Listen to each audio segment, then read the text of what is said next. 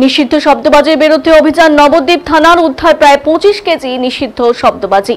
ঘটনায় গ্রেফতার এক। আদালতের নির্দেশ অনুযায়ী যে কোনো প্রকার শব্দবাজি বিক্রি নিষিদ্ধ। পাশাপাশি সবুজবাজি বিক্রির ক্ষেত্রেও নিতে হবে যথাযথ দপ্তরের অনুমতি। নিয়মের তোয়াক্কা না করেই রমরমিয়ে নিষিদ্ধ শব্দবাজি বিক্রি চলছিল নবদ্বীপ গোস্বামী বাজারে। সোমবার রাতে গোপন সূত্রে খবর পেয়ে হানা দিয়ে প্রায় 25 কেজি নিষিদ্ধ শব্দবাজি উদ্ধার করে নবদ্বীপ থানার পুলিশ। উল্লেখ্য, লক্ষ্মী পুজোর দিন নবদ্বীপ শহর জুড়ে নিষিদ্ধ শব্দবাজি বিক্রি করা এবং ব্যবহার না করার আবেদন জানিয়ে মাইকিংও করা হয়েছিল নবদ্বীপ থানার তরফে। সূত্রে খবর, এদিন বাজারে হানা দিয়ে আনুমানিক 25 কেজি নিষিদ্ধ শব্দবাজি উদ্ধারের পাশাপাশি গোপাল দাস নামক এক বাজি বিক্রেতাকেও আটক করে নবদ্বীপ থানার পুলিশ।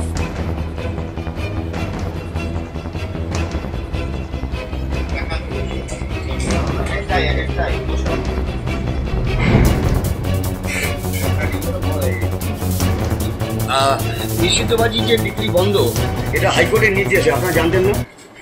তারপরে বিক্রি করলেন কিসের ব্যাগ করতে হয়, কি বিক্রি করবো সবার কাছে দেখি।